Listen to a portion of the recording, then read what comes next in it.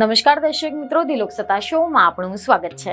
દુનિયામાં અત્યાર સુધી એવું કહેવાતું હતું કે 4 મહાસાગરો છે। ખાસ કરીને જો વાત કરીએ નાનપણની, તો ત્યારે આપણી બધી જ શાળાના પુસ્તકોમાં એવું વાંચ્યું હતું કે પૃથ્વી પર 4 મહાસાગરો છે અને 7 ખંડો છે। પરંતુ હવે પૃથ્વી પર વધુ એક નવા મહાસાગરની માહિતી સામે આવી છે। જી હા, ધરતી ફાડીને નીકળશે એક નવો મહાસાગર। વૈશ્વિક નકશાને પણ તે બદલી શકે છે। અહેવાલ એવા મળી રહ્યા છે કે પૂર્વ આફ્રિકાને લઈને વૈજ્ઞાનિકોએ ખૂબ જ આશ્ચર્યજનક ખુલાસા કર્યા છે।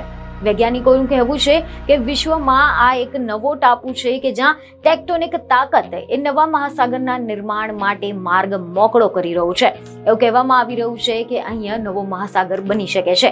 હવે જો આપણે આના વિશે ડિટેલમાં વાત કરીએ તો રિપોર્ટ એવા મળી રહ્યા છે કે ધરતીની આંતરિક સપાટીના ભાગોમાં સતત હલચલ થઈ રહી છે અને હવે વૈજ્ઞાનિકો એવું માને છે કે પૂર્વ આફ્રિકન દેશની સપાટીની નીચે એક શાંત અને ધીમી ગતિથી બદલાવ થઈ રહ્યો છે। અને આ એક એવું પરિવર્તન છે કે જે ફક્ત ખંડ જ નહીં પરંતુ વૈશ્વિક નકશાને પણ બદલી શકે છે। આ પ્રદેશમાં ઊંડા ટેક્ટોનિક પ્રવૃત્તિનું અવલોકન કરનારા વૈજ્ઞાનિકો માને છે કે આફ્રિકા હવે ધીમે ધીમે 2 ભાગમાં વિભાજિત થઈ રહ્યું છે।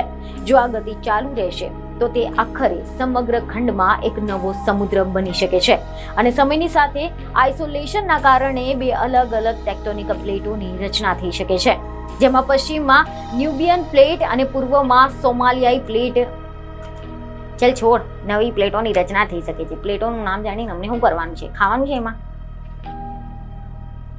અને જો આ ટેક્ટોનિક ડ્રિફ્ટ ચાલુ રહેશે તો દરિયાઈ પાણી આખરે પ્લેટોની વચ્ચેના વિસ્તરણના અંતરને ભરી શકે છે અને આના કારણે એક નવો મહાસાગર બની શકે છે અને આફ્રિકાના પૂર્વ ભાગને બાકીના ખંડથી અલગ કરી દેશે। જો કે એક રિપોર્ટ એવા પણ સામે આવ્યા છે કે પૂર્વ આફ્રિકન દેશે સંપૂર્ણપણે બદલાવમાં આશરે 50 મિલિયન વર્ષ લાગી શકે છે, પરંતુ વૈજ્ઞાનિકો માને છે કે તેના પરિણામના કારણે એક નવો મહાસાગર તટ પ્રદેશ બની શકે છે। બીજને ખબરો સાથે ફરી મળીશું। ધન્યવાદ।